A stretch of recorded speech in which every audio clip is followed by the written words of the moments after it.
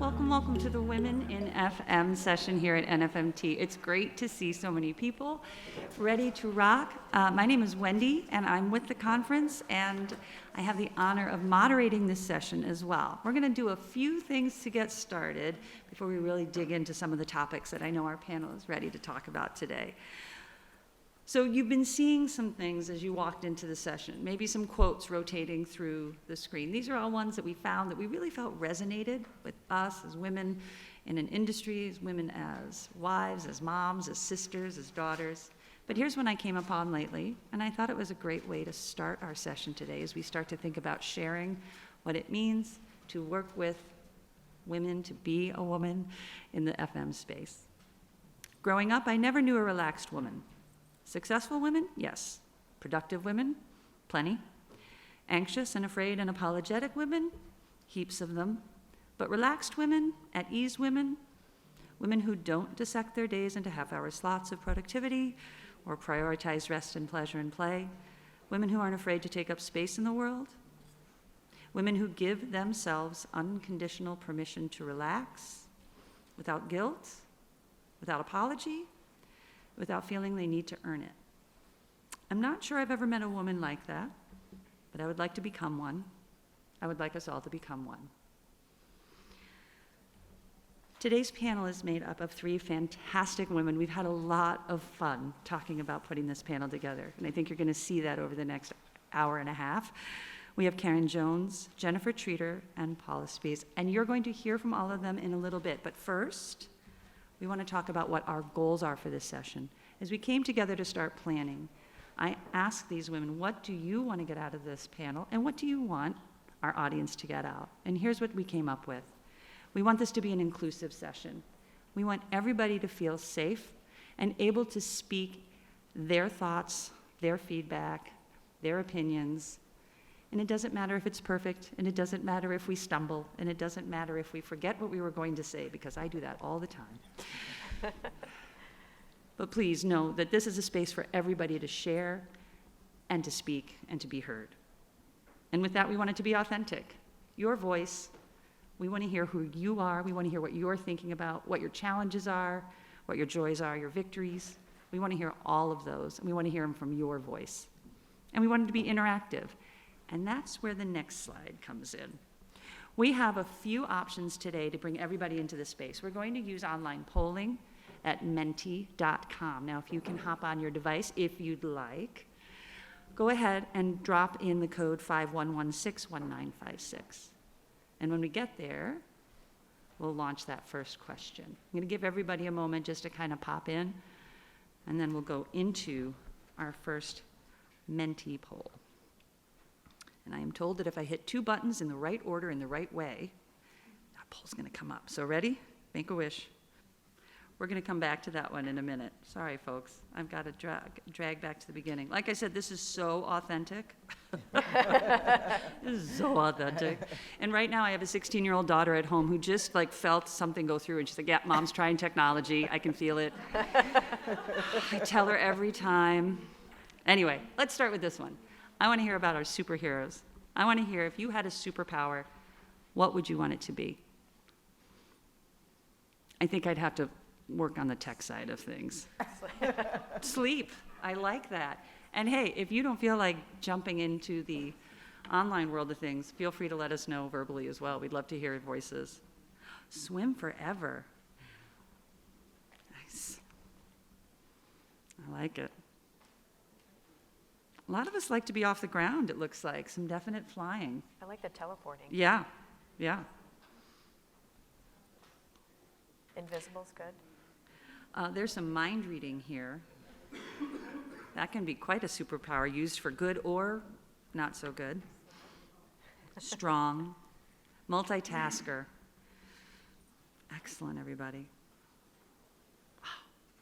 Well, mind reading is taking over flying right now, but there is a lot of that, and it looks like movement is a big part of all of our goals and all of those powers that we'd like to have. Swimming, singing. And then there's one that says slow time. I like that a lot. I do too. Come on, everybody, let's see what the next one says. And thanks for this interaction so far. We're off to a great start. Let's talk about female role models. Could be somebody we all know. It could be somebody only you know. It could be a role itself. Put a name to that person and let's see who you're Let's see who you're seeing. Boy, moms, we are really, really seeing a lot of that. That's wonderful. Got Michelle Obama, Wonder Woman, my wife.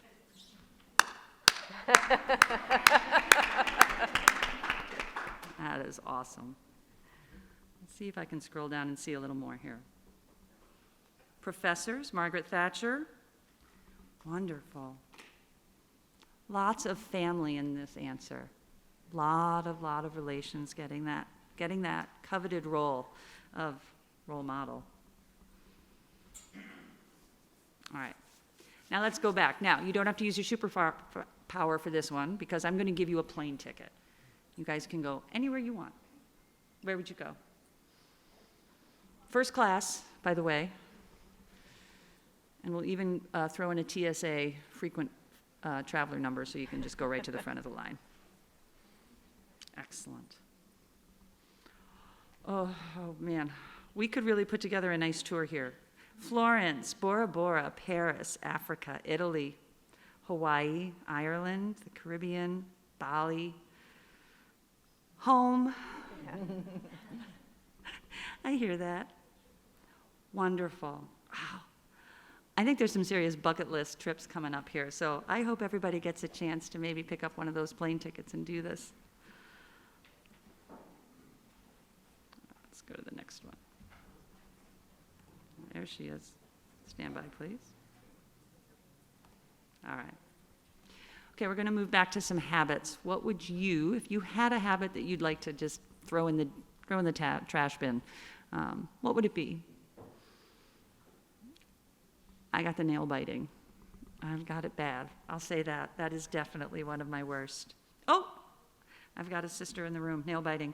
Overthinking, worrying, procrastination, cursing, and cussing, both.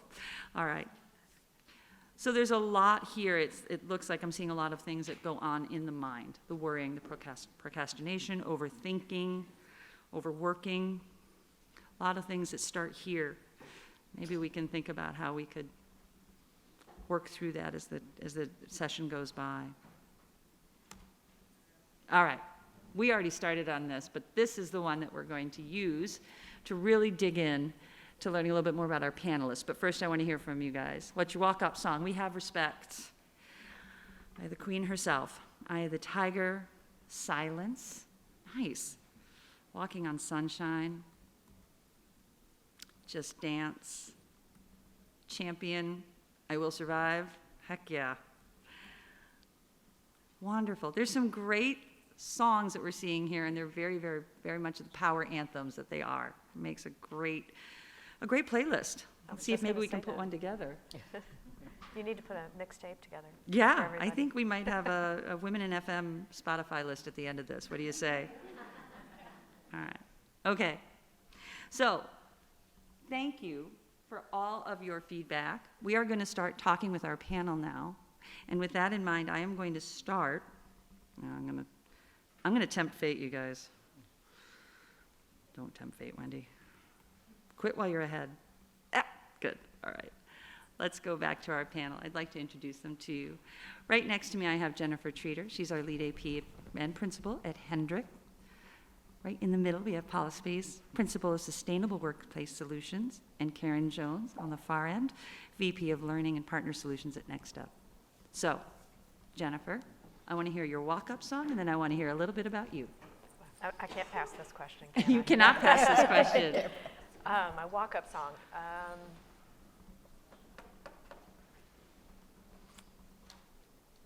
I had it, and everybody's got a good one. We could hear from Paula, and then you can bring it. We're going to loop back. I've got a feeling by Black Eyed Peas. Oh, yeah. All right. That's it. All right.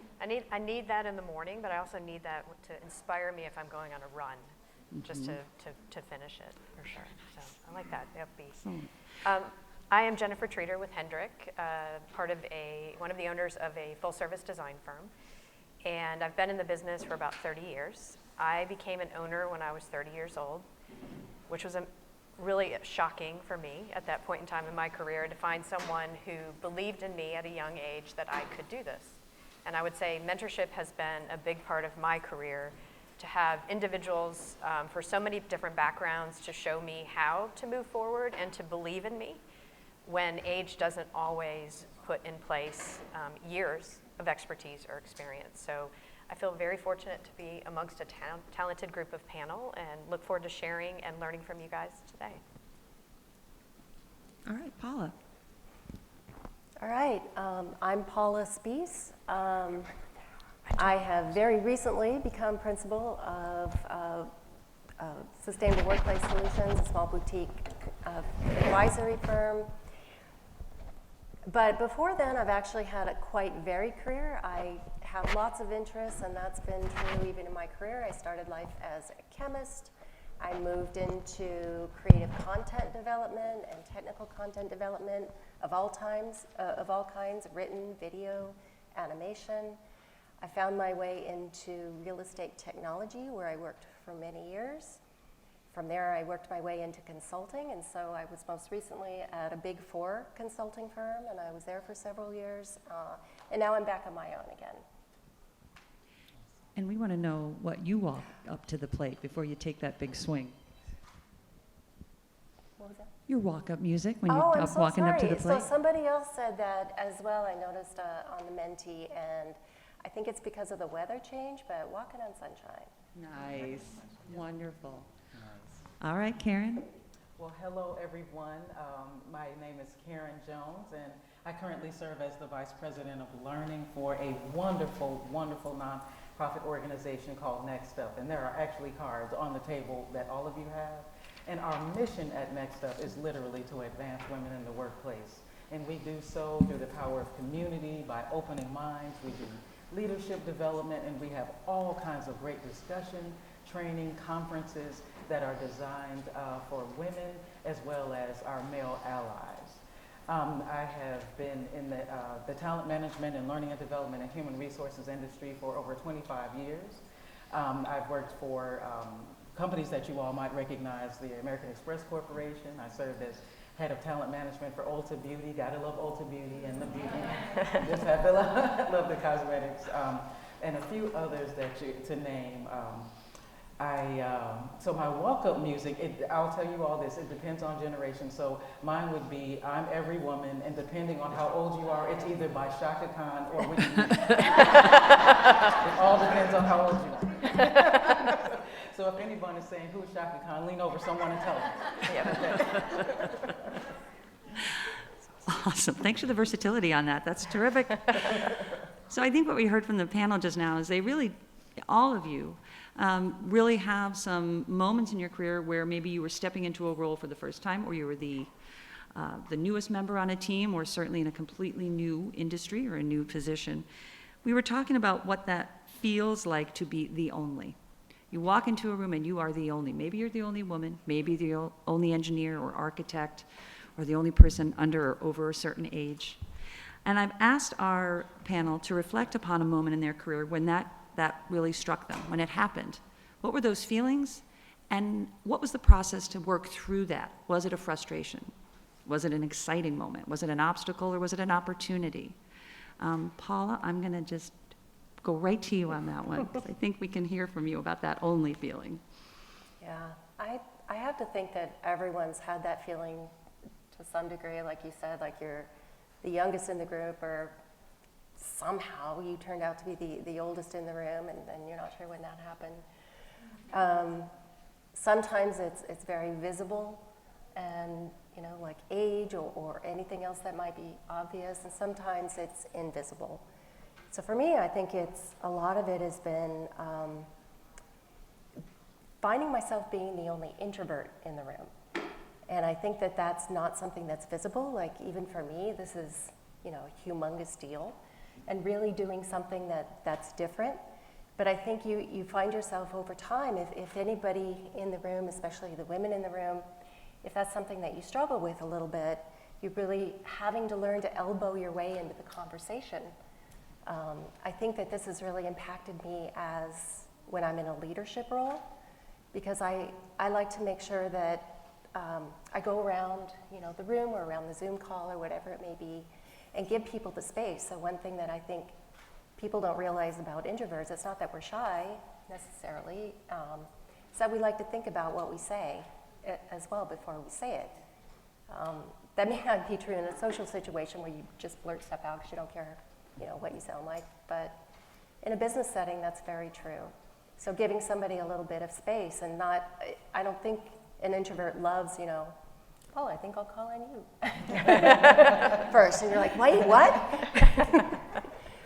But it's more like giving the space for that. So I just wanted to put that out there that sometimes, I know for me that's been it, but there's a lot of folks, there's neurodiverse folks, there's folks that also have some other things that may be going on that you don't see, and you may not be certain what their only is. Yeah, thanks, Paula. Karen, I saw you nodding. I wanted to talk a little bit about that perspective, because certainly at Next Up, there's got to be those conversations happening quite a bit. I'd love to hear your thoughts on that. Absolutely, Wendy. We have some really interesting research that we looked at that was done by McKinsey and Company at Next Up, and we talk about it a lot, about when you are the only, fill in whatever demographic that is, and the higher probability of things coming your way like microaggressions, about your judgment being questioned when you're the only one, of whatever that demographic might be. And so with that, it certainly does take a higher level of resolve. Sometimes you have to even develop and flex the muscle of your own tolerance in order to contribute optimally. One of the stories that come to mind personally, my esteemed colleague Stuart Claxton is here. He's our Vice President of Marketing at Next Up, and he may have heard this story, but my younger daughter is an aerospace engineer and finds herself in a room only all the time. And literally, she is asked about her credentials so often that I said, for next Christmas, I'm going to get you a T-shirt that has your resume on it. Because she's asked, she walks into the room and they're like, so you're the lead engineer on this project? And she's like, oh, yes, I am. So what university did you go to? And when did you get your aerospace? You're an aerospace engineer. Yes, I am. And so with that, again, it's statistically researched that it can certainly be very alienating. So with that, the power of community is absolutely important in that case. And shameless plug, come to Next Up, we have community. Did I go next to it? And we also have a 20% discount if any of you all want to join today. Thank you for that. And now, we did say ahead of time, we weren't going to necessarily ask all the questions of all the panelists all the time because, well, you hear what that sounds like after a while. But during your introduction, I know we heard from you about basically how your career began. And there was probably there were more than a few moments of the only feeling there. So I'd love to hear from you. It was. Hopefully the microphone's better this time. Yes. Excellent. Yes, it is. Yeah, the only. I would say being a female in a room full of men at 30 years old, and they were probably twice my age. Now, it can be intimidating. The first question is, what credentials does she have? What authority does she have? And why is she here? I've never met her before. What's new? I would say having strong male and female role models as a kid, always asking me to speak up, voice my opinion, give me a chance to make mistakes in what I was doing, taught me to show up authentically and not be afraid. Because on the other side of the table, I'm thinking this, but they probably are thinking similar things that we don't even know. So I think not knowing someone's truth or knowing what's happening is don't be afraid. Be okay speaking your voice. If you have the answers, even if you don't, know that everybody in the room is probably in a very similar position, and you're there for a reason. You bring value and you bring strength, and just try. I mean, at some point in time, that's all we can do is try and fly. Like everybody said, we're going to fly at some point in time. And I made a lot of mistakes, and I learned a lot. and there was a lot of tolerance and flexibility, but in the end, I had a lot of great mentors to teach me through that. Thank you. I'd like to see if anyone has anything to comment or add or even ask for some additional feedback from any of our panel on that, about being the only, about finding those moments and turning them into opportunities, maybe seeing what's missing here and how do you go seek it out. Anybody have any comments or questions at this point? We can keep moving, and we will have more time for questions later. But let's just make sure if there's ever a chance somebody wants to throw up a hand and say, hey, let's talk about this a little more, let's do it. So we talked a little bit about coming into your spaces. I think one of the things that we've also talked about is over the course of a career, things change. Maybe you start in your 30s and you are single, and then you're in your 40s and you're not. And then you've got kids, or then you've got parents who are becoming older and there's some different challenges and changes in their lives. You as an individual are always evolving. And that balance board or balance beam that you're constantly walking is also shifting as well. And we've been talking about the phrase work-life balance or work-life integration. We don't know if either is truly 100% achievable, but we thought this would be a good time to talk about it here in this session. Karen, I wanted to check in with you about that definition of the term. Where do you see the meaning, what it means to you, and where do you think in your career you've been able to achieve balance? Thank you so much for the question, Wendy, because I tend to adhere more to the term work-life integration. Mm-hmm. And I'll tell you all how I got to that. I'll also disclose I happen to be a mother of 3. They're all grown up now. And I'll grab onto a quote, and regardless of your politics, I love what Michelle Obama says, and she says, you can have it all, but not all at the same time. It was my experience. That tended to be my lived experience. When my children were growing up, there were times when I felt like I was failing at everything. I don't know if I can get anyone who else feels like that or ever felt like that. Like you have to see if you're failing at everything. And so with that, and I've also seen the contrast of people who have told me when I encourage them to don't work so much, and they've said, Karen, it's very cathartic for me to be able to work. It's my escape from other aspects of my life and things of that nature. And so through my leadership, I've learned to be respectful of all of the above. I encourage people to live their truth in their work and to just be very, very authentic when you do what you need to do for yourself. At this point in my life and career, to exercise self-care, do what you need to do, and to just know that really, if you feel like you're failing at everything, you're probably doing everything right, and the kids don't remember it. I can tell you all that. So any of you all who have small children and you think surely they're going to be at the therapist and have lots of bills, they won't. They grow up, and I actually asked my daughter, and I won't prolong Wendy, one of my daughters, for purposes of something I was doing at work because I've done leadership development for so long. And I said, sweetie, how did you feel, when I wasn't around for some of the things that you had because I'd been a working executive and things of that nature? And she said, Mom, I don't have memories of you not being there. You were always there. But she didn't know I was killing myself. You all don't, But I'm so glad. That her memories are of me being there. And I can attest to all of you that self-care is first. And then you'll be even better for those that you love and care for. It's a big part of balance. Paula, you were speaking earlier this week at the event, and your topic was wellness. So maybe there's a jumping off point there. We can talk a little bit about how wellness should be part of this conversation and this achievement of balance. Yeah, I love what you said about self-care. I think that's it. I think if you're in a leadership position and you're thinking about that for your people and doing what you can for them to help them out, or it's the the oxygen mask dropping, you definitely have to take care of yourself.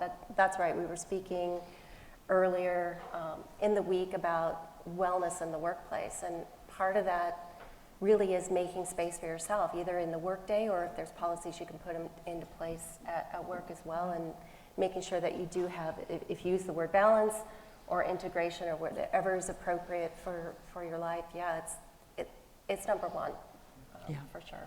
Wendy, do you mind if I add one quick thing to, Yeah. because we spent time, the three of us, talking about what you all do as leaders in Yep. facilities management. Yep.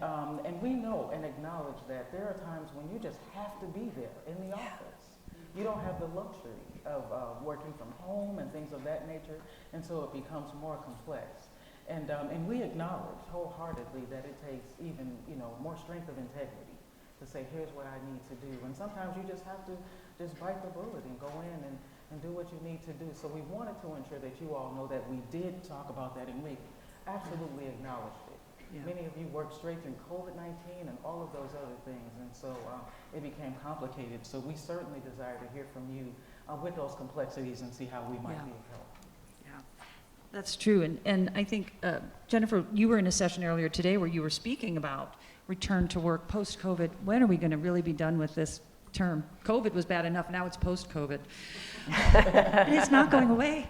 But in that post-COVID space, that's where we're seeing some of these flexibility, this work-life integration and balance really tested, especially for women in a workforce and also women in facilities. I'm wondering if there was anything from that session or any feedback you heard during this morning session or yesterday morning session that Yeah. kind of came to light that Yeah, could be applied it's here. interesting, and thank you, Karen. It's a great point. In the session, no one in the room, or rarely anyone in the room, has the flexibility that they manage or they operate a facility for. And so that's the challenge, is 5 days a week, sometimes more. Maybe you get, someone said, after the 50th day, I get a day off, to work from home. And so the idea of hybrid is very beneficial to everyone's work-life balance. We can choose to take our kids in and then go to work.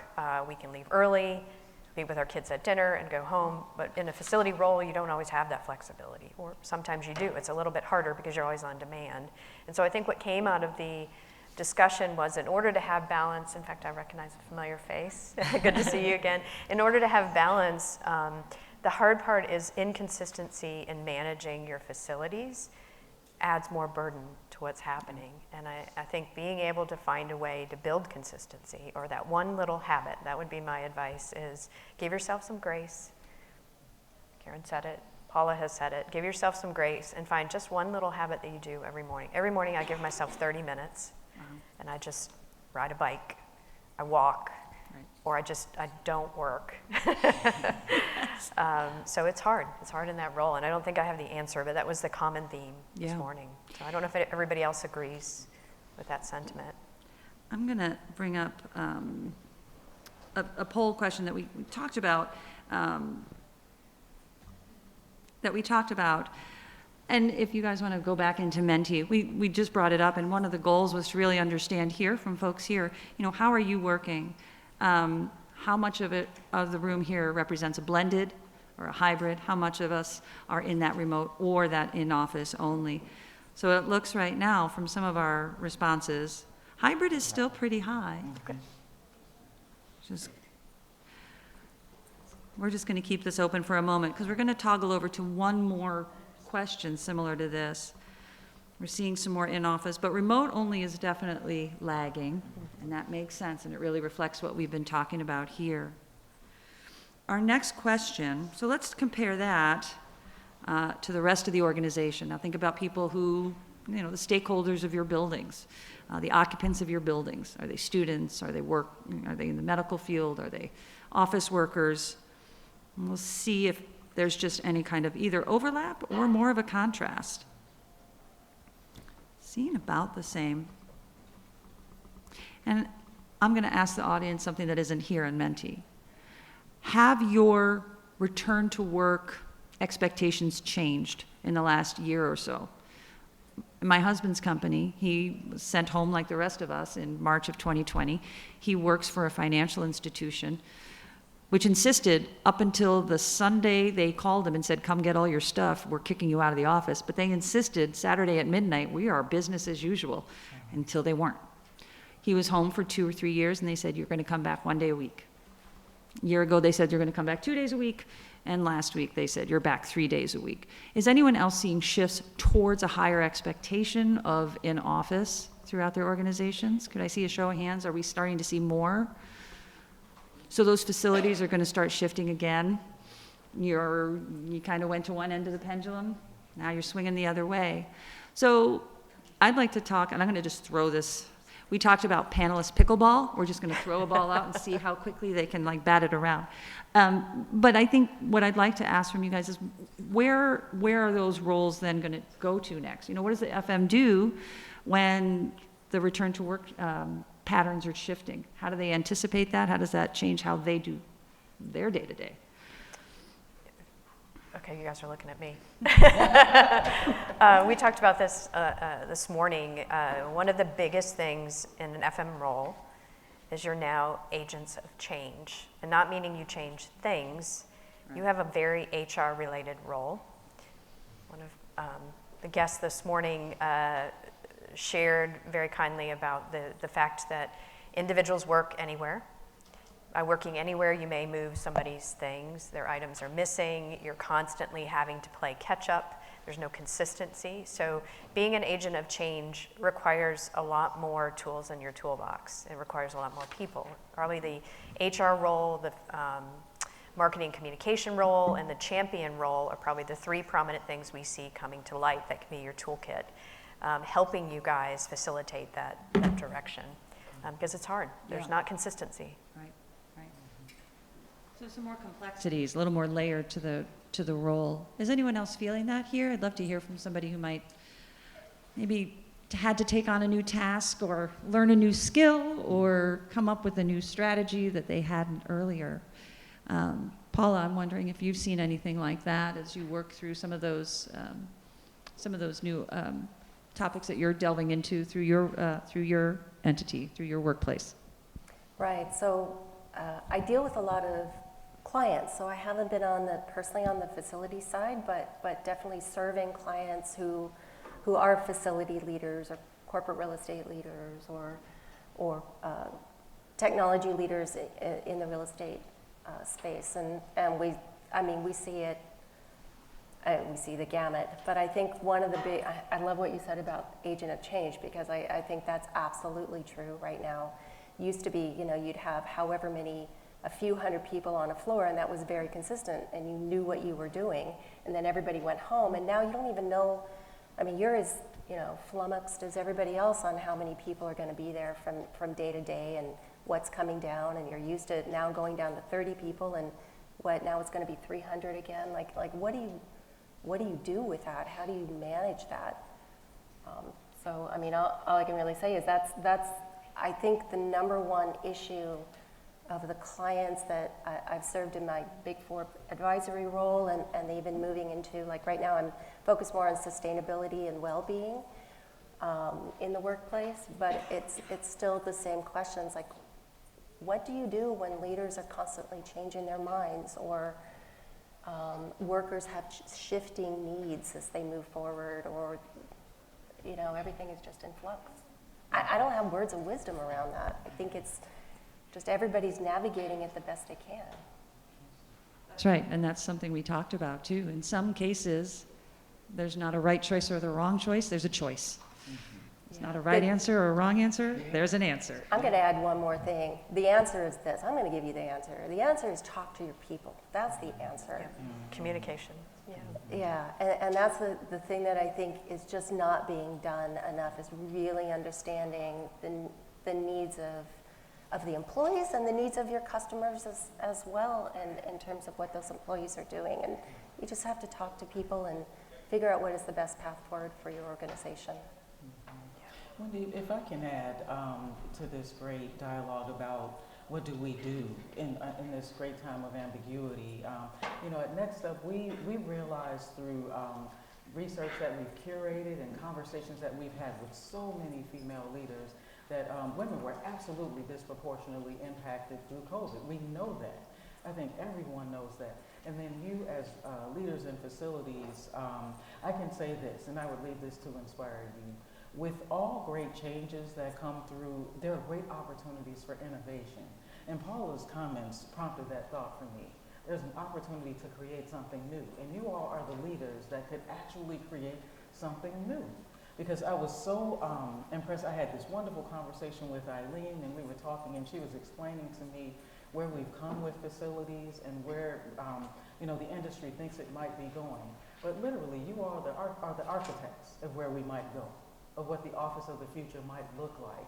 I was telling my colleague Stuart too, I worked my entire career for, that corner office with the windows when you're a VP, you all know, right?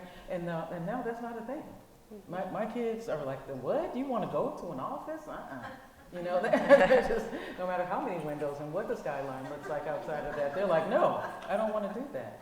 And so there is a great opportunity to redefine build outs and what the office space of the future might look like. So I hope we all take that as a challenge, as this ambiguity is there, to really learn what people really want.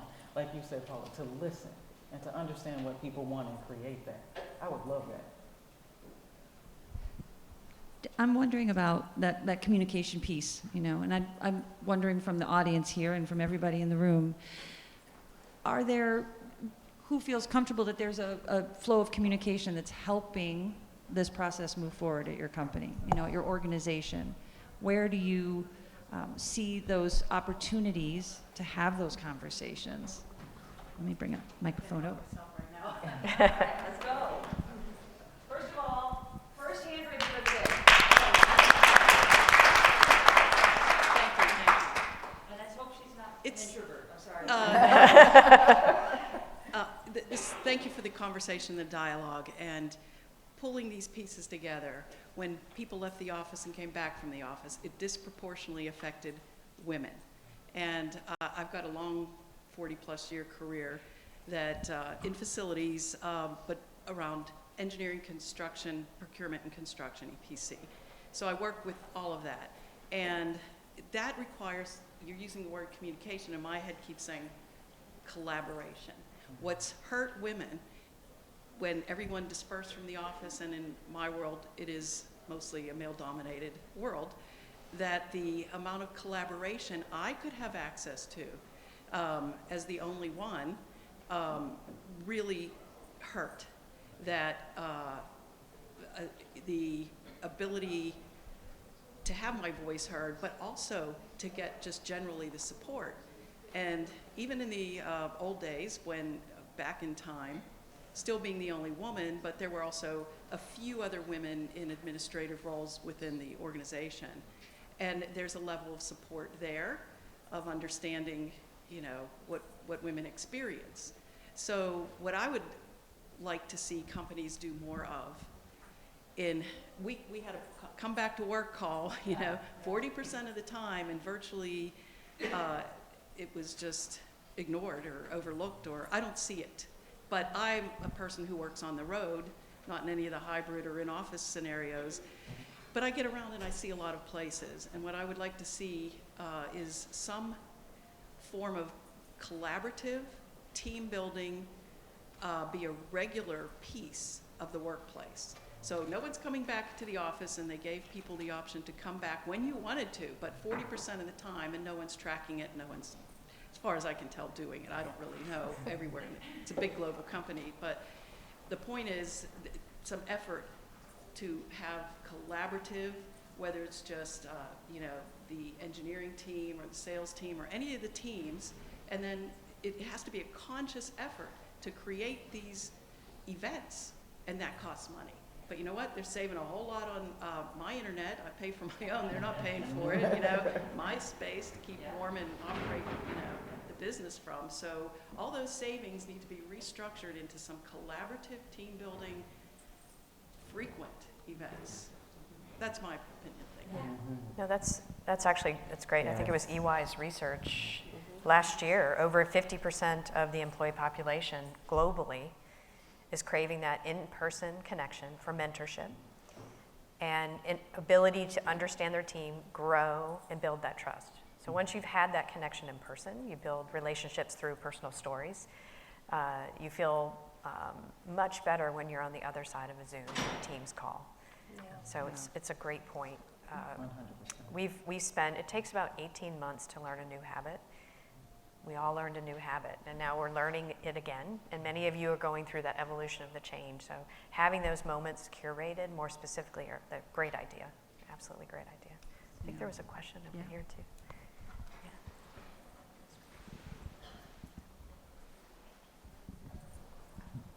repeating what you said, through 2020 in a previous role, we went to A and B teams. So it was 1 week on, 1 week off. And we're very fortunate our company paid us they paid us to stay at home through COVID. And in a new position now, we are much more of a hybrid role. I'm a lab manager for research and development in gene therapy. And it has been wonderful to work with them through that as we still go through post-COVID, and many of our scientists and lab personnel travel. So we still have masks in the office and take our precautions as we can. And having that hybrid role and flexibility, our company allows us to work from home, work in office, and then also, as point earlier, to take that time for self-care first. It's been a wonderful experience they understand that you have to fill your cup up, put your oxygen mask on first before we can be productive in our workspace. So speaking that and listening to all wonderful information, it's been a very nice change. It's a new muscle we're all exercising. Awesome. Hi, just to touch a little bit, I guess a little bit of everything. So yeah, I started also young, at like 20, running facilities. At my 30, I became a superintendent. A couple of questions everybody says, well, you don't have qualifications, you don't have this. It bothered me, but I showed that it didn't bother me. What I noticed is COVID, during COVID we lost, the good part about it is we lost a lot of the older people that had that mentality of, we do things a certain way, we don't change. What I noticed now is that we started hiring a lot of female higher ups. We also just hired a female president for the guy. I work for a college. And most of the VPs now are also female, and I feel like we are all working together and joining the communication. We're able to each get from each department and talk about what we're gonna do together and kind of like stick together, so it doesn't show that, oh, you could tell me and I'll override or stuff like that. So I think I see things moving in a positive direction as far as women in facility. That's awesome. Those are some pretty powerful scenarios that we're hearing. Absolutely. And I think that's wonderful to be able to see some of those changes coming forward. So thank you so much. So I think what we also talked about is we're talking about that return to office, the role, how things have changed, maybe within your own role or within your own organization.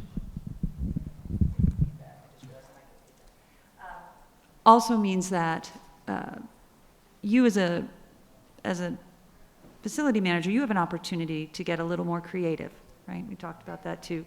And I can't remember exactly what did we say. Oh yeah, opportunities for creativity or panic. So how do we keep, we got all that much change in front of you. So I'm wondering, are there ways we can kind of seek the opportunity side and try to move away from the panic? Karen, let's kind of tackle that one. Yeah, it certainly is in the mindset, again, because I can't overstate how with everything that might feel like a time to panic, it's laden with opportunity. My colleague Stuart and I, we hosted yesterday on LinkedIn Live a session about AI. Any of you all thinking about AI?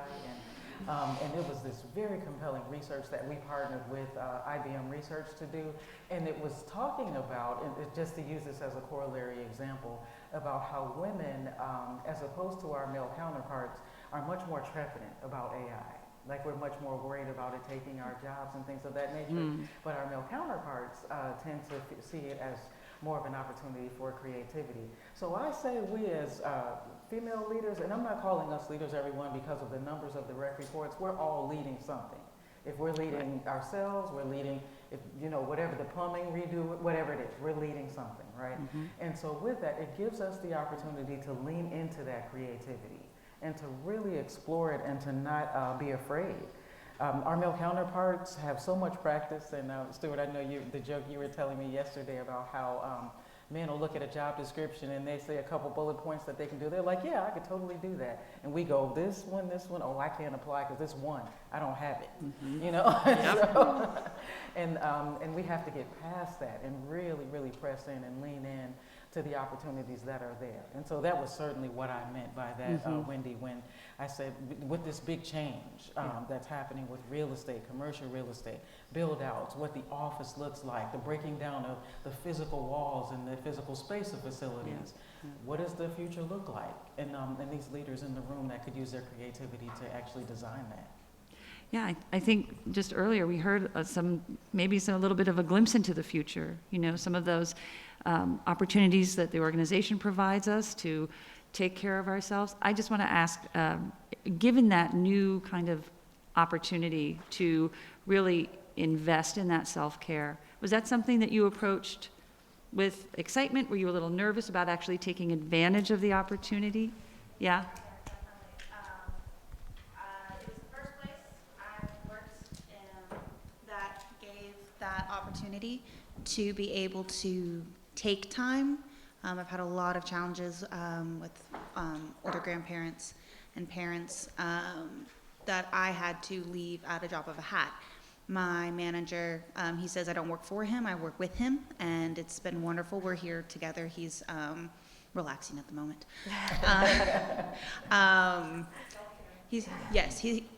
He had me all over the expo floor today. It was wonderful, but oh my goodness.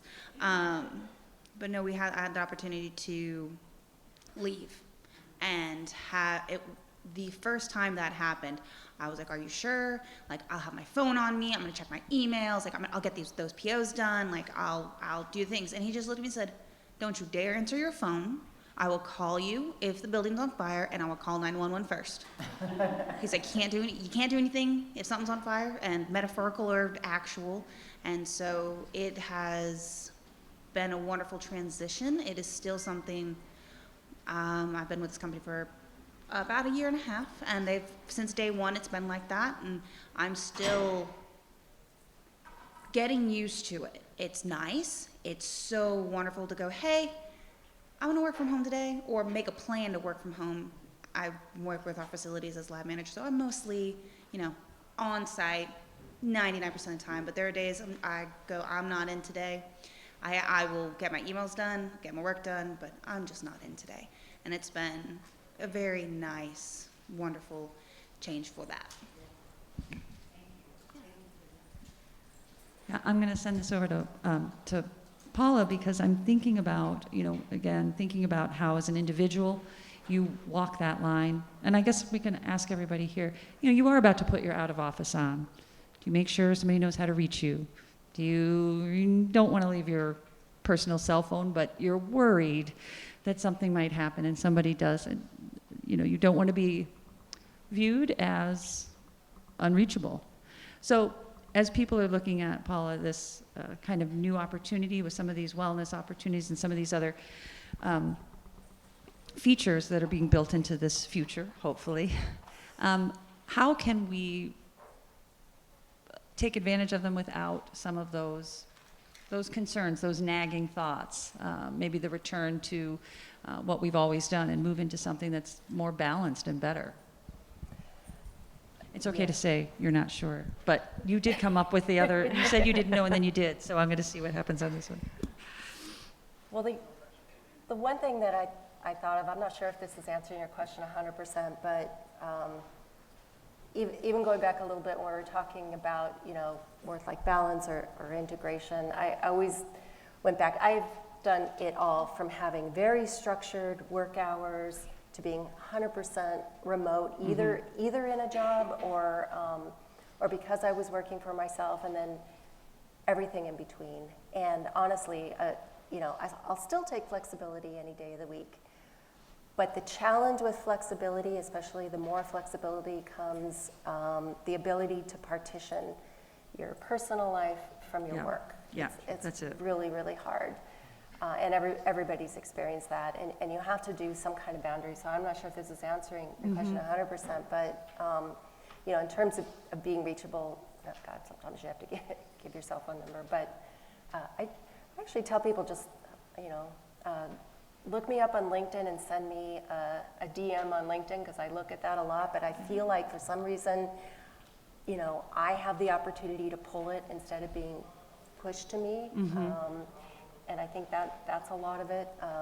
Email, it just goes into the void, so that's what I tell people.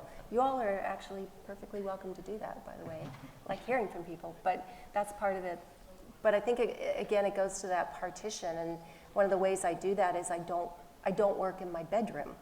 And that may seem like a big thing. Like, I used to take, you know, my laptop to bed and work in bed, you know, just whatever and now I had, you know, the luxury of being able to have a different room that I can do that, where I didn't always, but just creating a partition between those two parts of your life can go a really long way.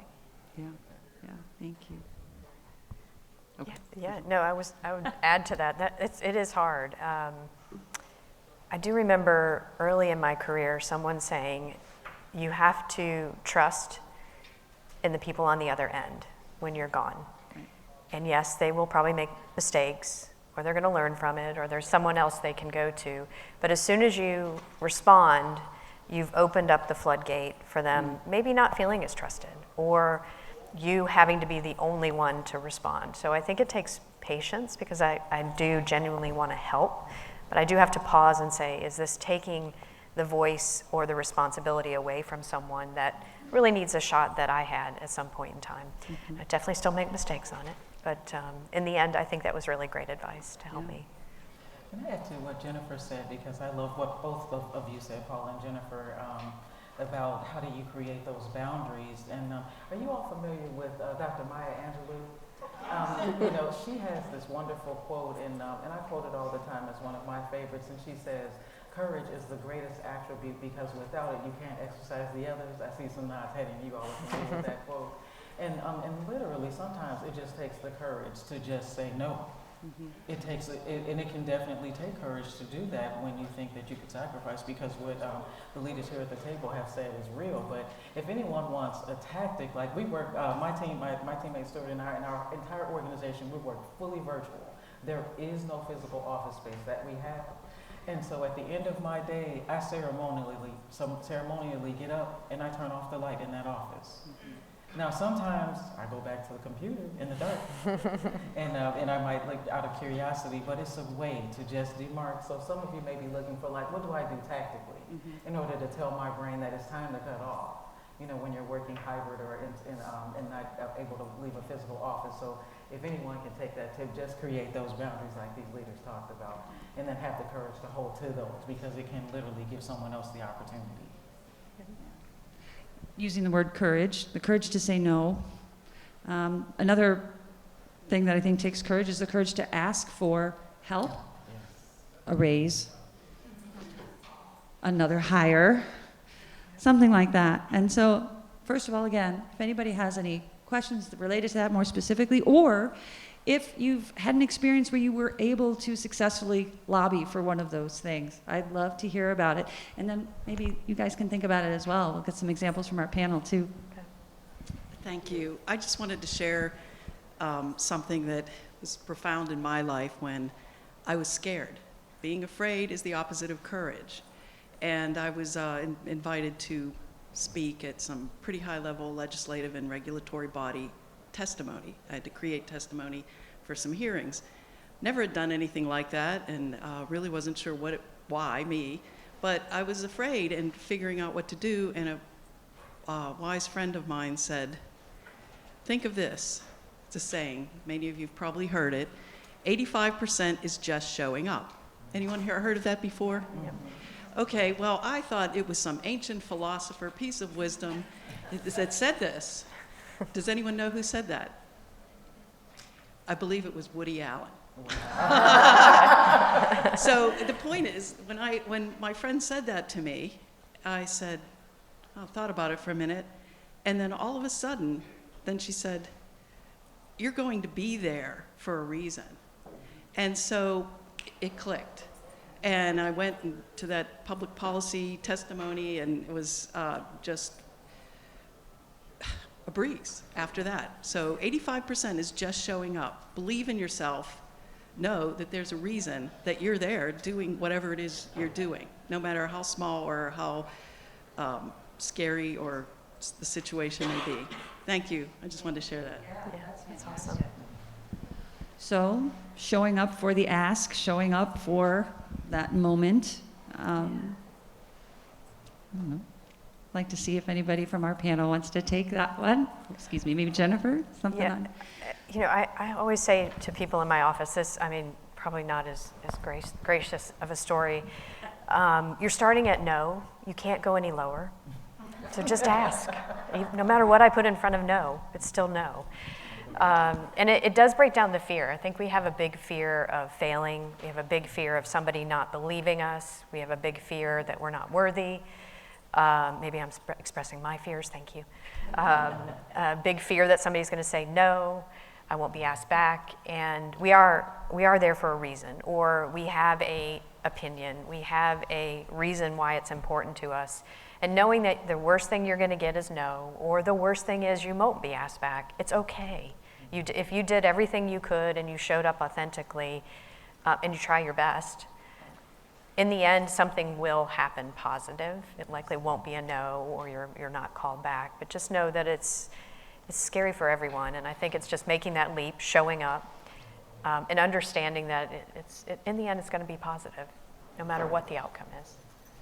I wanted to add to something, Wendy, that you touched on. I think it's in the context of what we're saying about the ability to say no. And I learned this from one of my favorite social media therapists. I'm not a therapist, so please make sure you consult with yours, okay?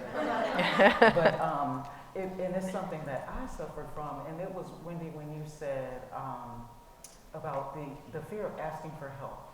And this therapist said, do you realize that when you're unable to ask for help, it's a trauma response? And that was very deep to me. It's a trauma response. You're fearing that people are going to think you're inadequate if you fear asking for help. And that reframed me so much in my ability to say, hey, I need help with this, and to be vulnerable in that way. So I just wanted to plant that seed also for the leaders that are in the room, that to explore that for yourself again. I don't know if TikTok's going to be there after this meeting, but it's on the table. I don't know if any of you all got the update.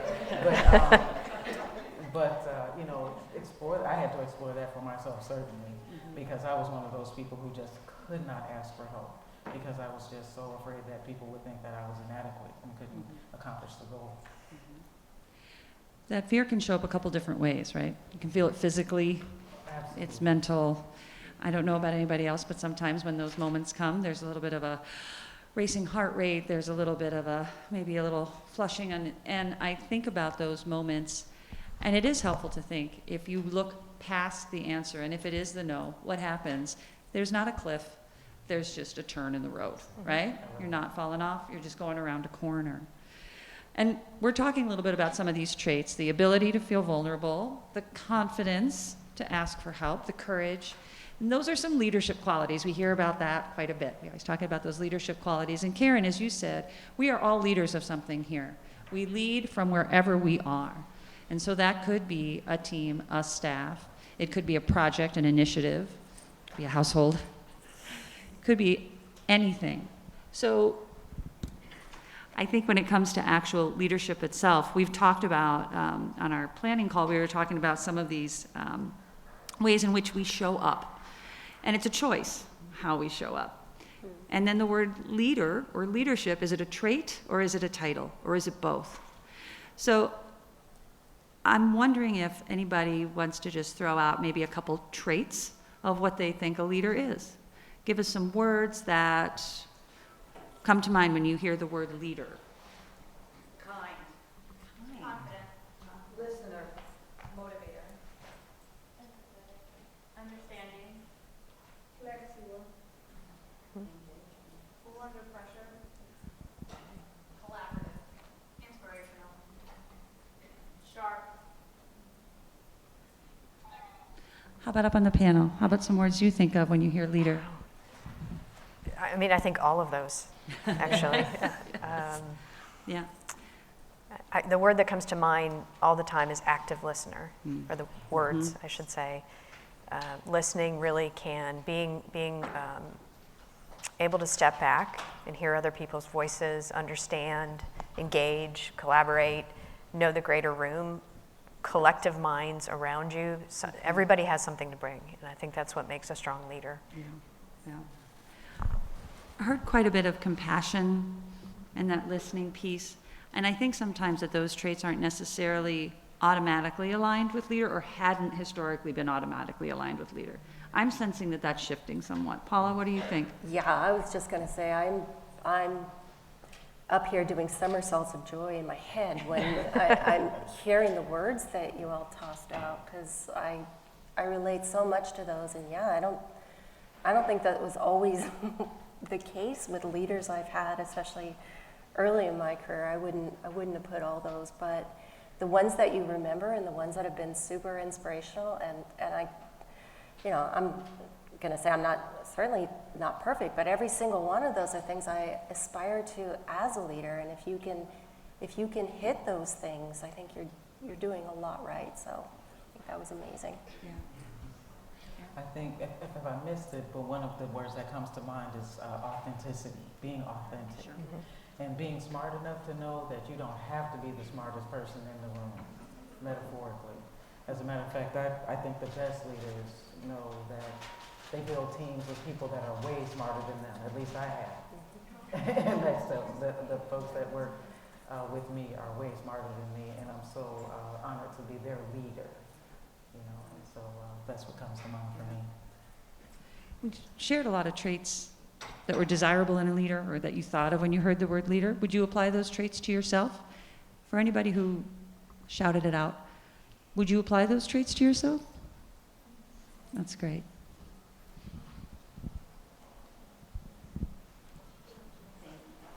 I think after COVID, everything changed for me.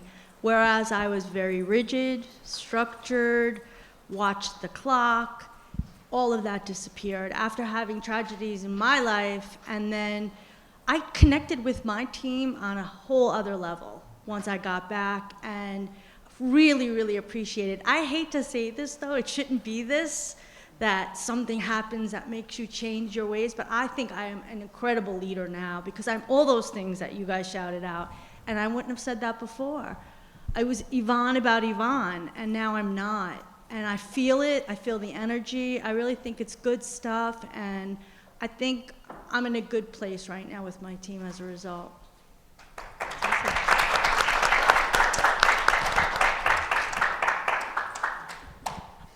Oh, just testing. Hi, thank you. What I wanted to share was a philosophy by Arbinger Institute, because I believe you mentioned it, Karen, mindset.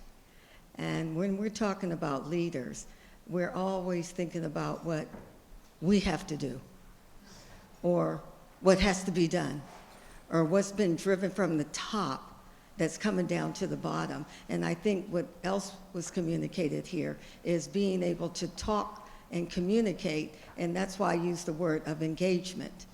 So engagement is highly important, and Karen, it was very interesting what you said, is because you were totally, they're not in the office.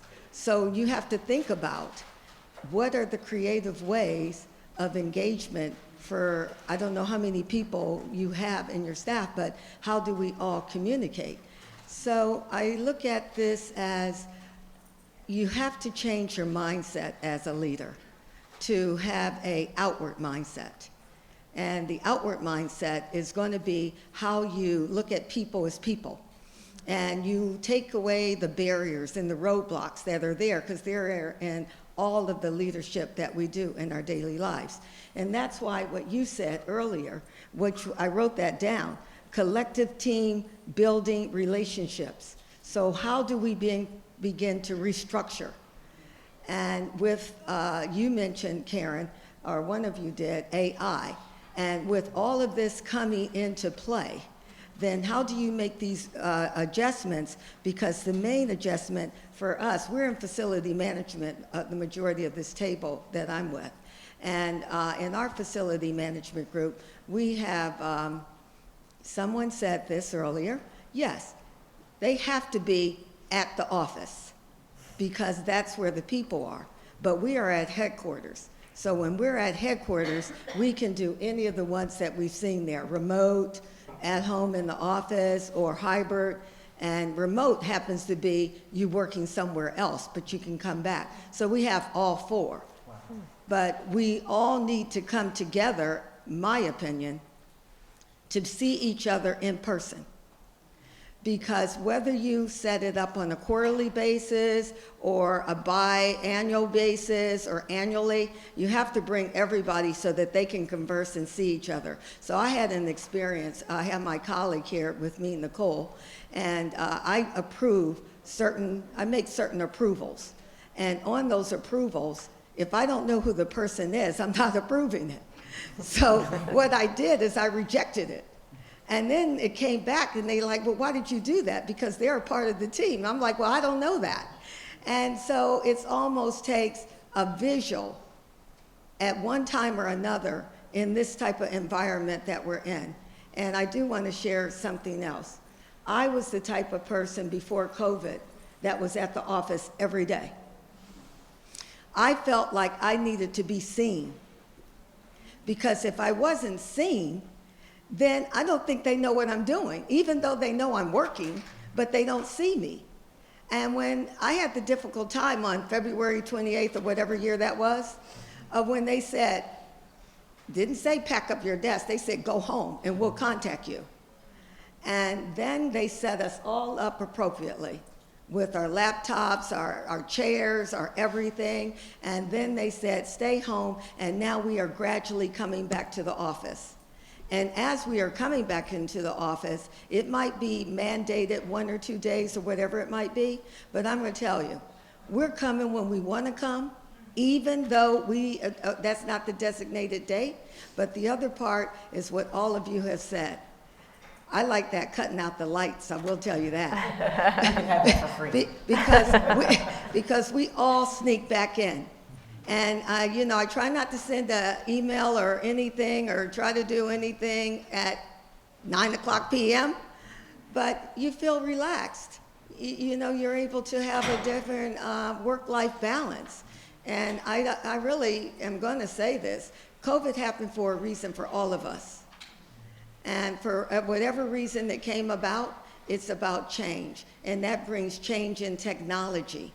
And that's what we're working with right now. Awesome, thank you.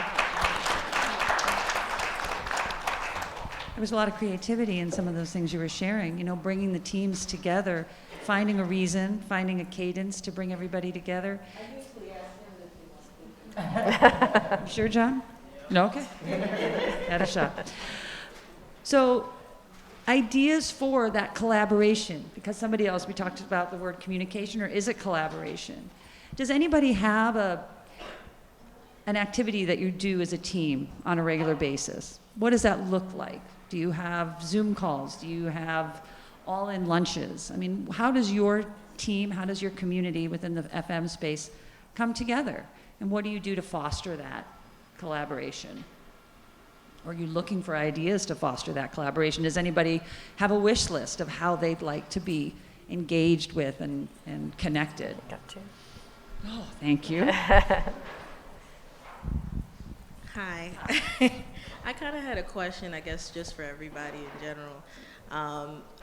Me and my coworker here, we're in a situation where it's like, yes, everybody has that return to work energy and wants to be fully 100% engaged, but there's so many different voices. The culture of the company is not just the only voice anymore. It's the workforce, it's leadership, executive level, it's the customer versus what our internal, left and right limits are. It's so many. We're going to have a meeting in the morning, we're going to have 3 in the afternoon, I'll see you tomorrow, and it's the same, not same people, but mix of the same people. When do we get to, let's start accomplishing something, let's start moving the goalpost to where it's comfortable for everybody involved? How do we find that type of balance? I don't know if anyone has any suggestions. That's a great point. Yeah. Who here wants more meetings in their day? Who here wants one more Teams call? Yeah. I think it's a great question. And I really appreciate the insight about how many voices are now inbounding into the culture. How many more voices are being heard? It's not from top down necessarily because of just, COVID. Just Yeah. COVID. Karen, I'd be interested in some of those concepts. Research data behind what you said about the voices that contribute to how things function. Literally because of what's going on in the world and just so much change. The workers now, and particularly at Next Up, and I keep saying Next Up, but you all know I work there, right? Okay. So, but we've learned that millennial and Gen Z workers, they really want to talk about things in the workplace. They want the voice of their company to be heard about social issues, and they want to be their voice to be one of the voices that, as opposed to just the top-down hierarchical way. I would say just a few suggestions of things that you can do. Raise it courageously if there are times.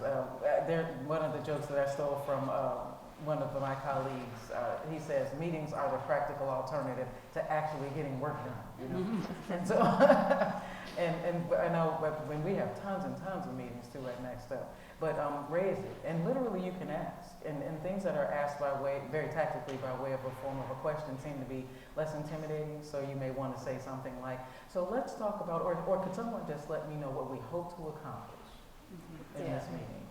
Or could we align on what we hope to accomplish? And if everyone's looking at each other, you can say, "Well, adjourn," like what? Because there are meetings for the meetings. And then, or certainly put into place mechanisms by surfacing them to senior leaders by which the voices can be incorporated. And someone can do that. Just hold a proxy, say, "Hey, I just wanted to come on behalf of us to say, are there things that you'd be willing for us to try, where we have fewer meetings, we have more opportunities to actually get some of the tasks done." Just a few thoughts of things that we've tried. But you're right, people are wanting more and more to hear their voices heard and not the top down. I honestly, as a person who's been in the workforce for about 25 years, I think the top down days are coming to a close. It's much more collaborative. Great, I'm coming to you. And Paula, while I'm traveling, I think earlier in the year, you and I talked about a project that Hendrix accomplished. I think it was a webcast that you did for one of our other brands. And it talked about space within the facility to really foster that collaboration and that creativity. I think the facility itself has a role here. Maybe there's something we can talk about. It does. I mean, I think from the opportunity to connect, the opportunity to naturally put people in different postures. I mean, any time we sit around a table across from each other, it's going to have a different reaction than sitting around a sofa, sitting and having a cup of coffee. So thinking about the location of your meetings can really help, even if it's hybrid. In addition to that is, wholeheartedly agree with Karen, is just go ahead and set some guidelines as to what's a successful meeting. It's okay to say, "Hey, what's the agenda?" It's really easy on Zoom to just chat the whole time and find out we have no agenda. So being able to have agendas are probably a great mechanism. I think those would be the two things I would add to your question. Yeah. Thank you. And we have another question or comment? Kind of feedback I was holding back, but it involves the last two things that were brought up, that balance in the meetings and also the balance in connectivity in the in-person and such a virtual remote world. My name's Sarah, I work for OpenWorks, and we're a nationwide facility service management partner. And we actually have a over 50% female VP and higher bench, and a really safe space and very supportive culture when it comes to women in FM. But we created an employee advisory board with representatives from every side of the house, from growth to performance to corporate, and we meet on a regular basis and take our feedback from our peers, from our department, to our senior leadership team to say, "Hey, this is what the team is saying. This is what they're saying in the field. This is what we're hearing from our coworkers and our colleagues that we need." And that was an employee-created employee advisory board that was supported by our senior leadership team, and it's brought to the surface and to visibility what they are asking for. The more engagement, or hey, we have too much engagement, in finding that balance as an organization, but we really just took up the space and then owned it.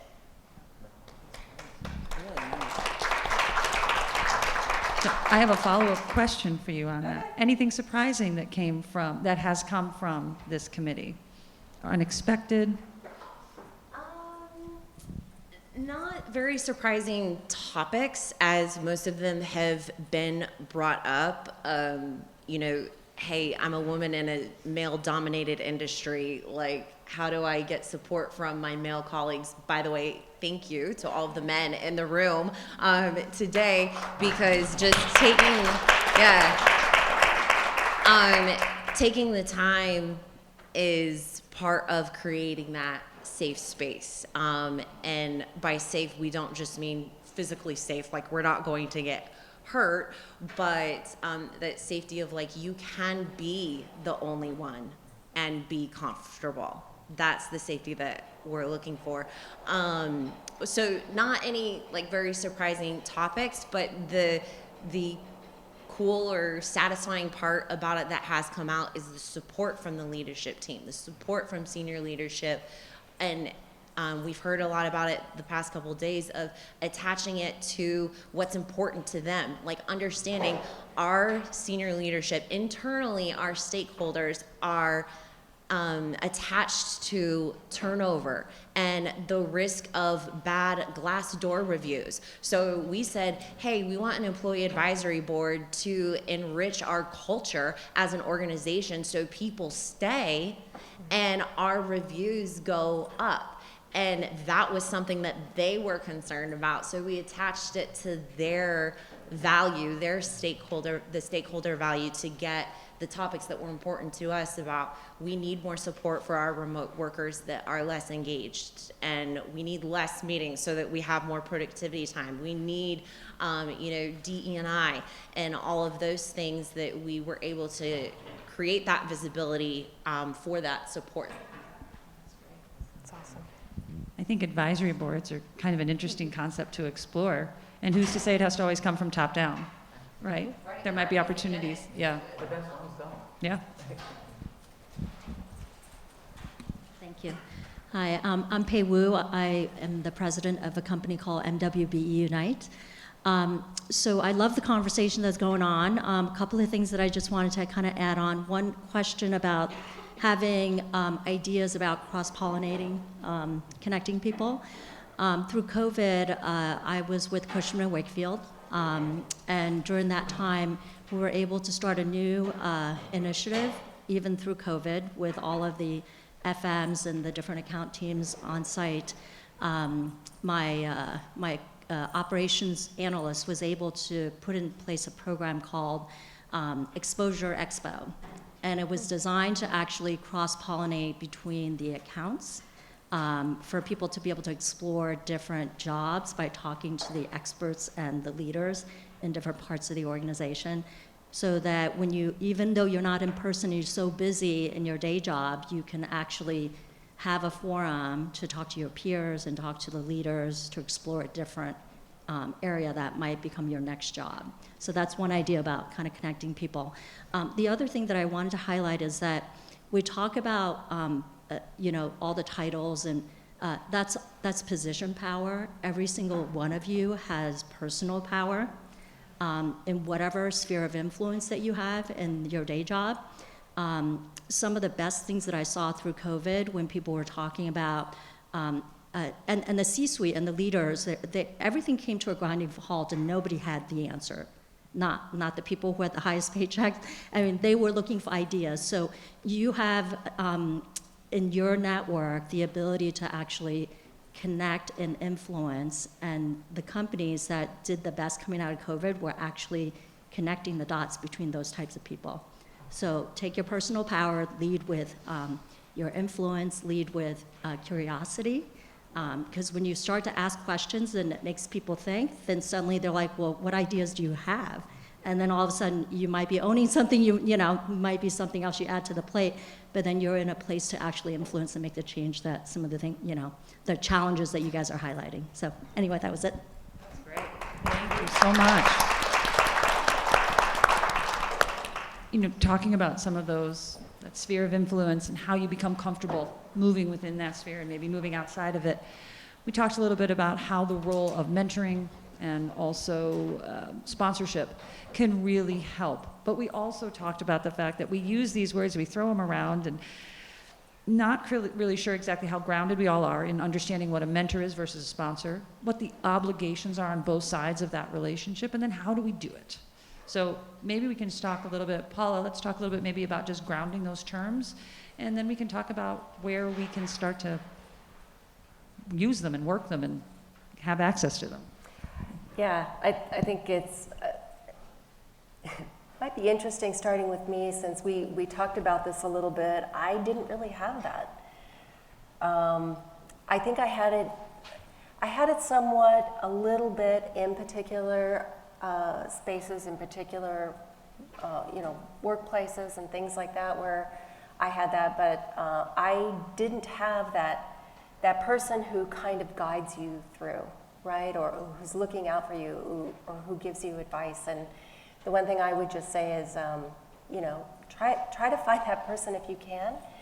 But I'm also going to say self-reliance is something that built up in me. And so, you know, I have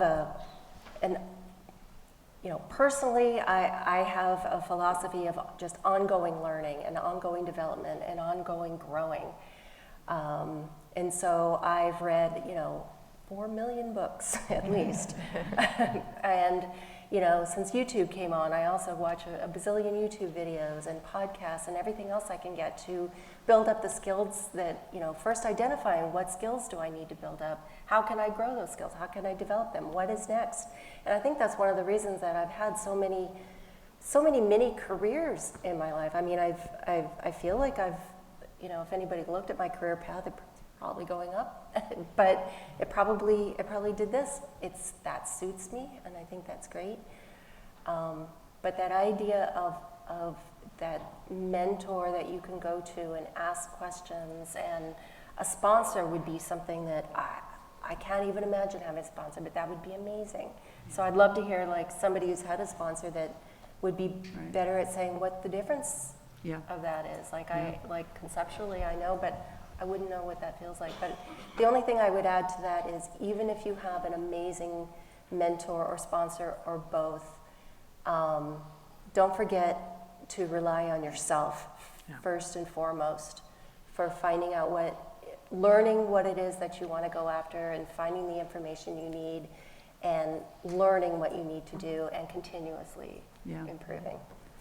Before I get some feedback here, I just quick show of hands. Is anybody currently actively involved as a mentor to anyone?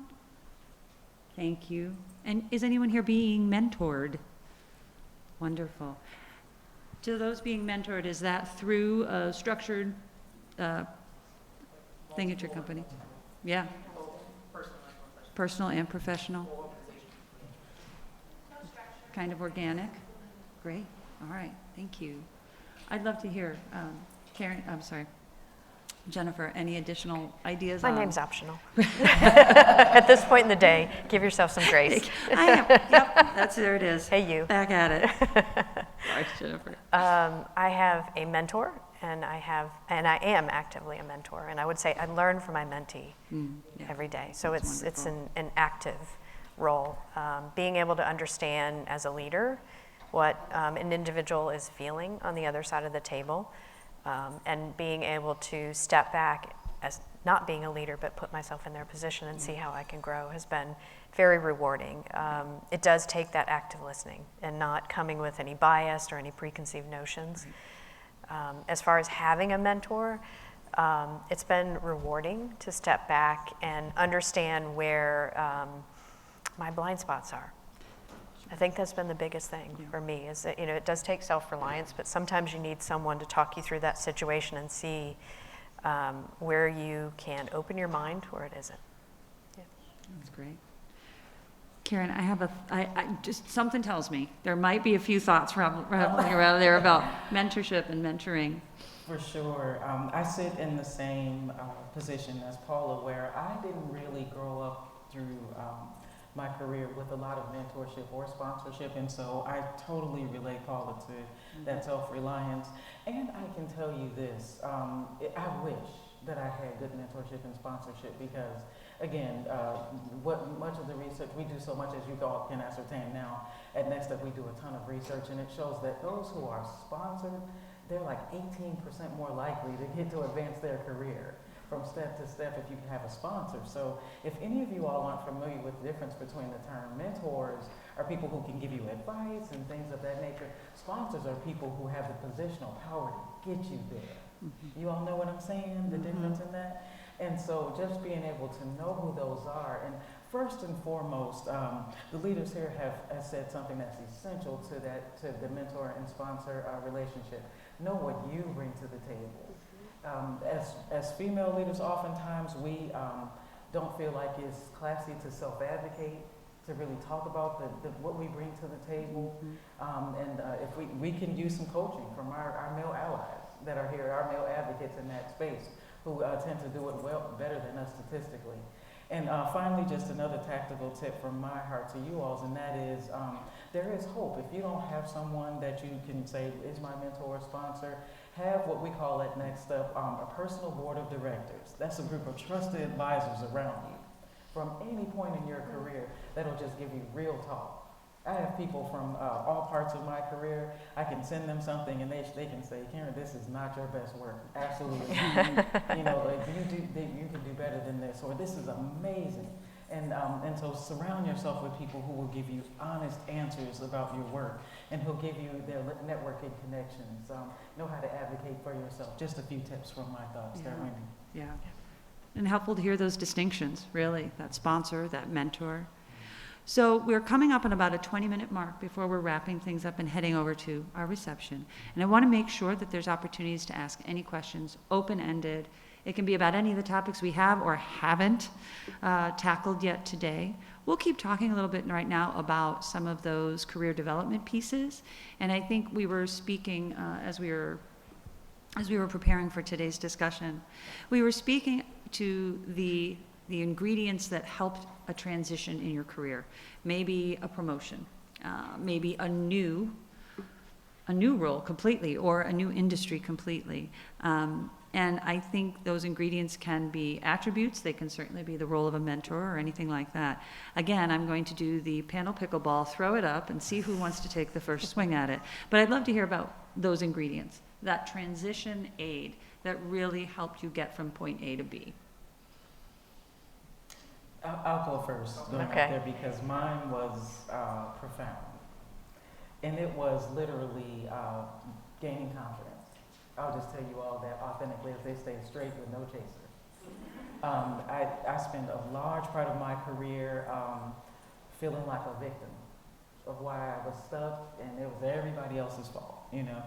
And then someone gave me some really good feedback in my personal board of directors. It was a person I had worked with. And don't laugh at this, you all, because she only meant this in jest, but she said, Karen, half of these executives that you're sitting with, they don't know what they're talking about. They just act like they do. And she's like, come on, just, you know, you're saying the most amazing things, but the way you say it lacks confidence. You know, so she's like, you know, stand up, straighten your posture, own it, say it with confidence when you're doing that. And that literally made all the difference in the world for me. And I took a 2-level jump when I started to exert that. Yay me, right? Literally, I did. I went from senior manager level to senior director level in one promotion. Simply by being able to just own it. To stand there and to stand behind confidently the things that I knew were my truths, and to have the courage to say those things to senior executives that needed my innovation at where we were. So that was my journey, and it hasn't failed me since. So even if you don't know, act like you do. I'll leave you with that. That makes sense. I'm going to ask, again, for the audience, give us some of those ingredient words. You know, we talked about that in the qualities of a leader, and you guys did such a great job with that. I want to hear what you do with this one. So what do you think? What are those pieces, those puzzle pieces that you'd like to have or that you'd like to, I guess, implement as you're moving through your career? What's essential to you? Just do it. Nice. I think that might be a 2-jump promotion coming your way. Nice. You heard it here first. Self-awareness. That's great. That's a good one. Absolutely. Fair and equitable. Sounds like a leadership transition. Honestly, that's great. I think it's been a big topic today, but just knowing your worth and owning your space and taking up that space and then owning it. And when you understand that value, being able to go to the table and ask for what you need.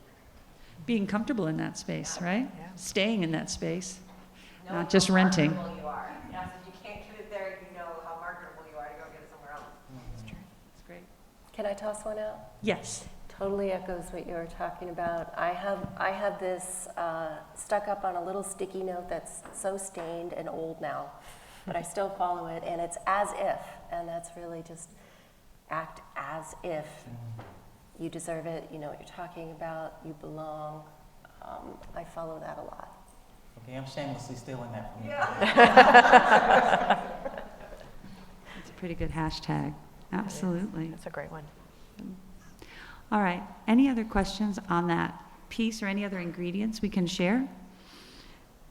What I'd like to do at this point is maybe talk with our panelists a little bit about, as you're moving from this space onward, you know, what kind of reflections do you think our team here, our room here, would be able to take with them?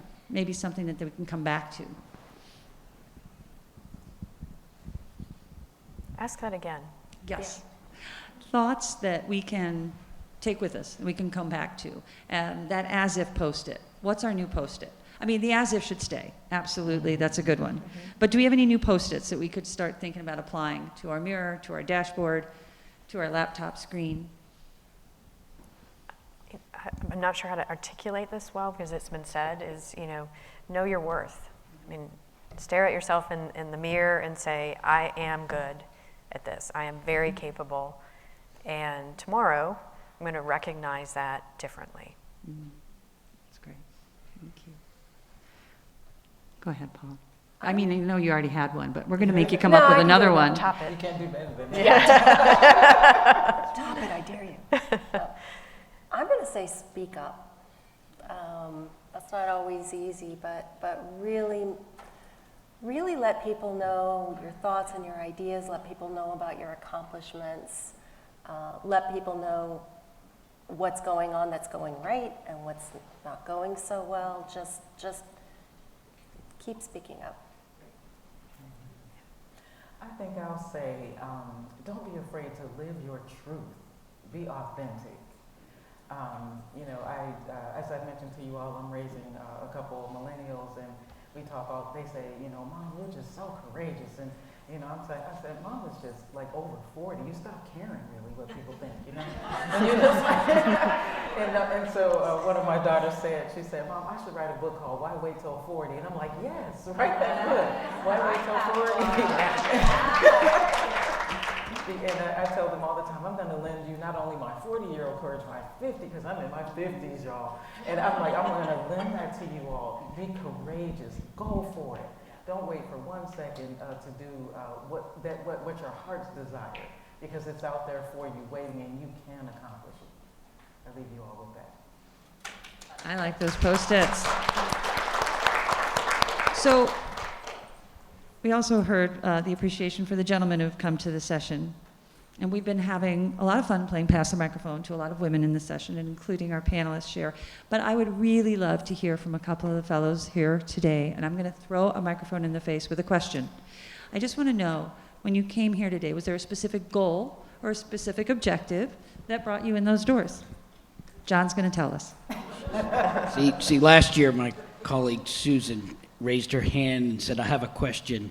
And then when the facilitator came, she said, John has a question. My name's John Beauchamp. I'm from the State Department. We have a whole slew of facility managers in our program, including 28 women. They represent about 10% of our overall group. I came here last year to sit in to sort of put my finger on the pulse to find out what women facility managers in the private sector are thinking and how they're reacting to the workforce and the problems of facility management that they face every day. So we had such a great talk last year that I decided to come back and see it again. And if I can pose a question, Yes, please. with all the women that are in facility management in the room, what is it and I'm probably going to regret this like I did last year. No. What is it that you're looking for in your senior leadership that would make your lives a little bit easier as women in an industry dominated by men? Okay. Yeah, that would have taken up the whole time. I'm just being quiet over here. So. We still have some time. Asking questions like that. Yeah. For me, I would say leave me alone. Honestly, I trust my experience, trust my expertise, trust that I'm leading my team, trust that I'll come to you when I need help. Get together and support strategy and development, but otherwise, let me do my thing. Great. Nice. I'd like to add to that. Let us do our thing, have our confidence, and back us up. Because I've had managers where they know I know what I'm talking about, but once the pressure comes down, I get thrown under the bus. Several people got thrown under the bus. I now have an awesome person now. I go into a room, and I have been in the room talking with executives and senior management that are sitting there, and he said, "Okay, Erin." I'm like, "What?" He's like, "You got this.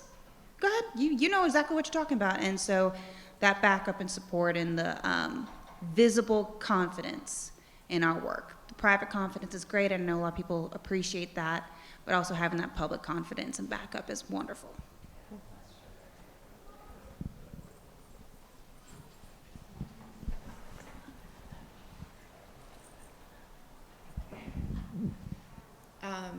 I think having male leadership and other male coworkers who speak up and call out other males on their microaggressions in the workplace is something, I know personally I've experienced, and all the guys just look around, as you're the only woman there and somebody's telling a story that is completely inappropriate about women, and you're in a professional setting.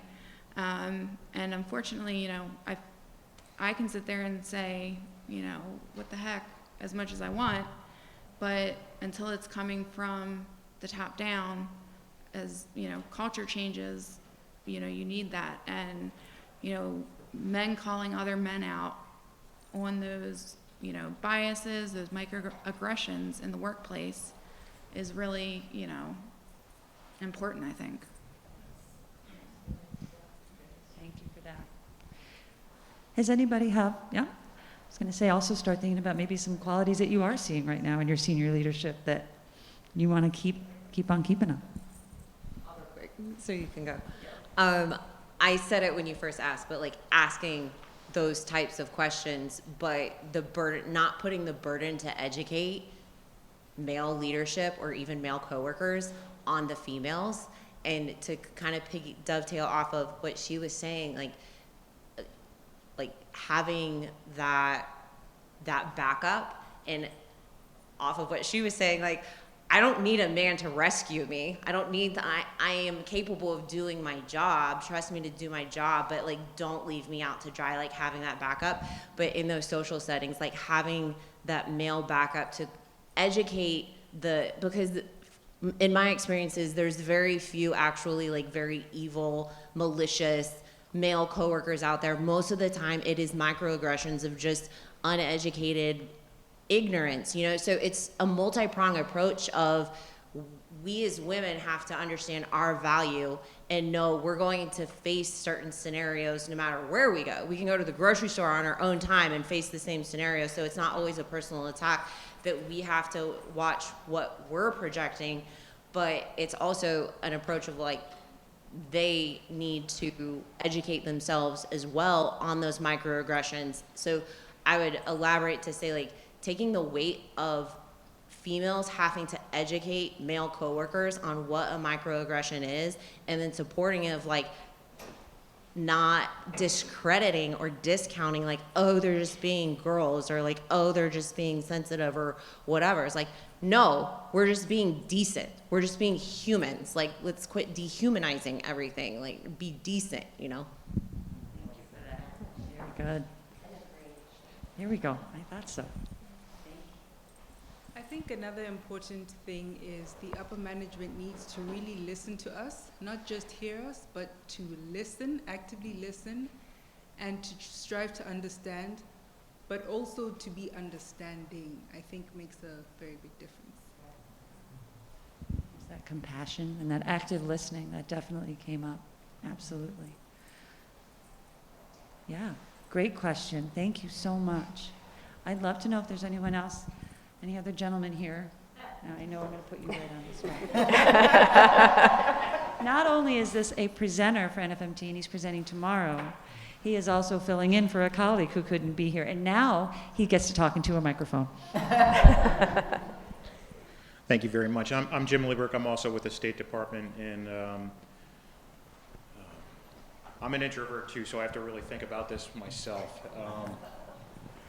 I really liked, Jennifer, what you talked about, how we're in this transition phase with coming back to the work, and 50% of the staff really do want that engagement. My question to the group and to the panel members is that, you know, we're trying to strategize on how to engage our employees and how to bring them back actively. And what we're seeing is a generation gap. Like, there's the younger team typically now wants to come back, and then the older generation does not, to a certain extent. I'm generalizing, so that's not everyone, but how do you engage your employees appropriately, and are other employees that want to come back to have that collaboration, but also innovation, right? We want to be innovative at the workplace to get things done or solve problems. What are you all doing to help accomplish that? Yeah, great question. I mean, you're starting with the right questions, is acknowledging that there is not only a demographic, but there are work styles that everybody has. And starting the journey of identifying that, determining how people work and why. Think of it as their day in the life. When you leave your house, what are the things that are important to you? And when you arrive, which traffic we can't control, all of us would love to control it, but when we arrive to the workplace, what things are important to individuals? And be able to engage in a series of surveys or things that you feel comfortable asking questions. If you don't want to answer it, you don't want an answer to it, don't ask the question, but by all means, dive in to understand your population and know what's important to them. And then from there, set a great change engagement plan. And educate, not only communicate, but educate. And the difference I see in between change management and change engagement is no one wants to be managed, they'd rather be engaged. And understand from communication, what does that mean for them? And so a lot of you talked about your challenges, and in the absence of communication, someone will make up their own reality. So find a good way to communicate, test, and pilot, and know that over that year, 18-month, whatever it is, the more that you are engaging in a safe way, a healthy way that allows people to be a part of it, they will feel more excited and interested in the workplace. So it is a lot around policy, really. Can I ask a follow-up question with that? Yeah. Change management is probably one of the most difficult things as a leader, right? We know from history, and the Harvard Business Review has done some excellent articles on this, because we were looking at that 85% of an organization that tries to change fails, right?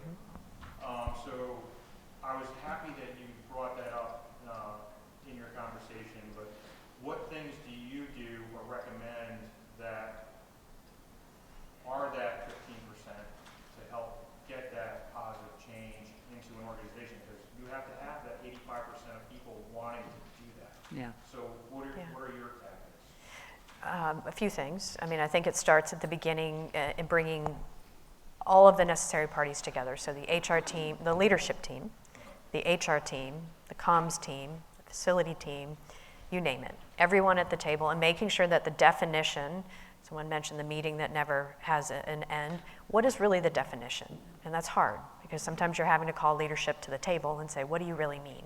And I will guarantee you, until you get your leaders on the same page, it's a lot of what we spend in our change engagement is saying, what do you really mean? Because behind the scenes, they may change their mind and say, okay, yeah, it's 3 days a week. Well, you be 2, right? And so they have the same challenges. So educating your leaders, not that they are trying to be harmful, but they can derail the situation. And make sure that there's those constant check-ins with each other and having that champion on the leadership team that holds them accountable. And then beyond that, set up change champions. They are your best advocate in the process. They are up-and-coming future leaders who truly want to help. They are your undercover spies, whatever you want to call them, but they are there to help advocate for you and educate in as many ways as you can. And then last would be education, not just communication, education, and do it in small ways that allow people to see the reward and opportunity. And it will fail, so just knowing that not everything will succeed, but if you are upfront with people, communicating and letting them be a part of it, more often than not, it will succeed the 15% of the time. Yeah, I don't know, Karen, you were saying something. Can I offer just a thought to something that, and Jennifer, I'm totally stealing that change engagement thing too. Okay. So I got some good nuggets myself. Thank you very much, Wendy, for inviting me. Exactly. But, a thought about change, though, and it really is just a different way to say what Jennifer said so well when it comes to communicating. And I talk about this notion of showing people the top of a puzzle box. And you all have seen like a 1,000-piece puzzle, right? And the pieces all, and sometimes what a company or an organization is trying to do strategically to the employees can look like 1,000 puzzle pieces on the table, but only the senior leaders see the top of the puzzle box. That's it. But show it to them. Show them what the top of the puzzle box looks like, and they will help you to put those puzzle pieces together. That's the only thing, everything else Jennifer said. So I'm going to steal that, Karen. Please do. Yeah. I love that. If you don't have a clear vision of where you're going, you're not going to get there. That was perfect. And I wanted to add one quick thing. Everything you said, we've done, and it's perfect. And I would add one tiny thing, which is in your change champion, when we say leaders, that goes back to it doesn't have anything to do with your title. It has to do with, who they're able to influence. And that can be anybody in the organization, but it's these people who have the ability to listen, they know what's going on, and influence. And the second thing that we found that was really effective is on your change champion team, have people that are kind of against it, so that you always have that devil's advocate. You're always listening to, because they're telling you things that lots of other people feel. And that you cannot ignore it, but actually address it head on. Yeah, great point. Thank you all for that. Thank you for I think what became just an excellent way to bring this plane back down for landing. I think the collaboration between the three of you, the communication is evident. That's the kind of collaboration I think I would be looking for as I return back to my role in my office, and my space, and my team. I want to think about that puzzle. I want to think about change management, but really make it change engagement. And I want to think about those Post-it notes that I'm going to be hanging on a number of places where every day I can come in, reconnect and recenter and refocus.